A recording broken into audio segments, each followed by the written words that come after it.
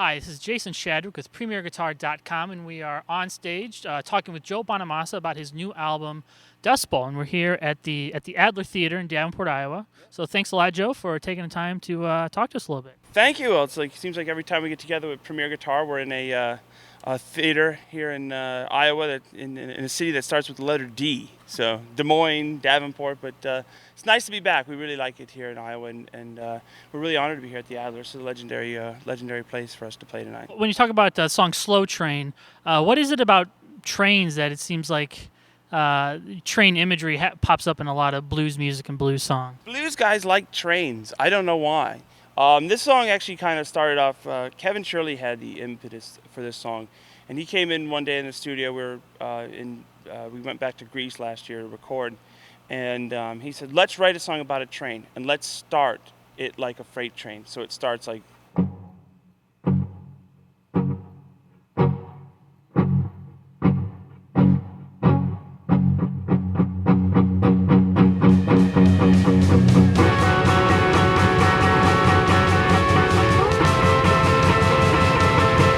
So on and so on. And so we did it in one take. The entire song was improvised in one take. So what I had to do is I had to write lyrics kind of around this structure of a song that really wasn't pre-planned. And so we had like dynamic parts in the second verse.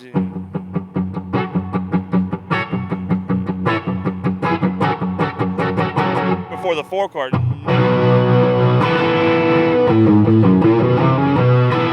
The very first time we ever played it was in a situation we were playing for a Guitar Center, and we're doing the Channel 101 Guitar Center sessions, and I knew we had a winner when the crowd gave us the biggest ovation for that song being the first time played versus the old material. So we're really excited about that song and excited that it's the opening track of the new album.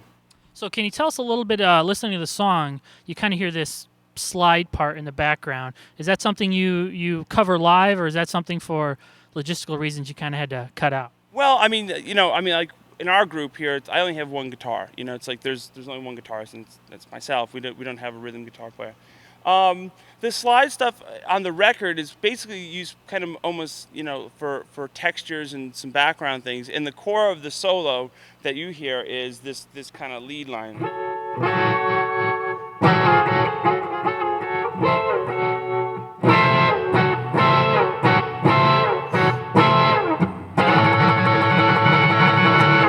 So that's kind of like the core of it.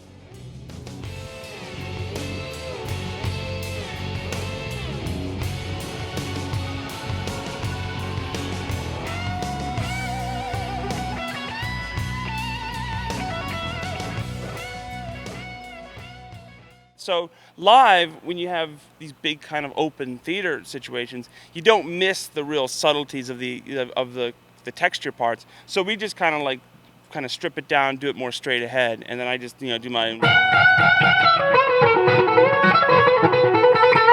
over the top and well, nobody's heard it yet because their album's not out, but nobody's missed it so far. Hopefully the trend will continue. And I couldn't even tell you what the open tuning was on the record.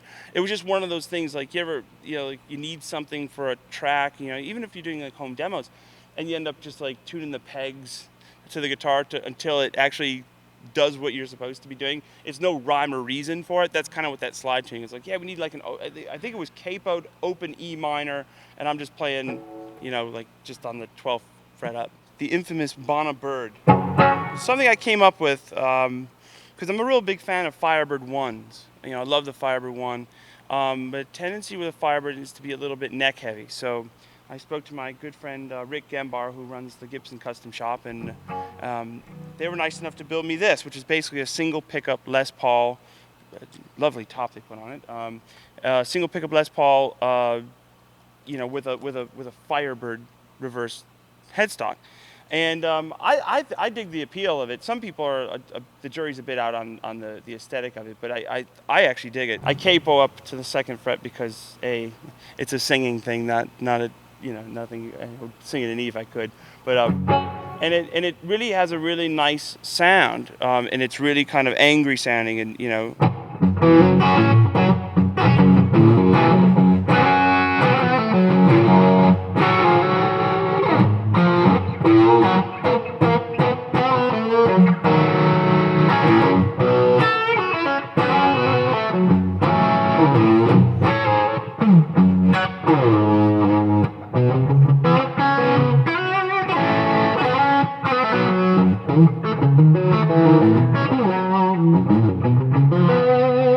So I use it for the song "Slow Train" live, and you can usually see in these theaters that we play, the cameras come out because like not many people have seen a Les Paul with a. They think it's some kind of like horrible experiment gone wrong, but it's actually really a cool guitar. And right now there's only one of these, but again Gibson was really nice enough to make it, and I think it works really good for the song.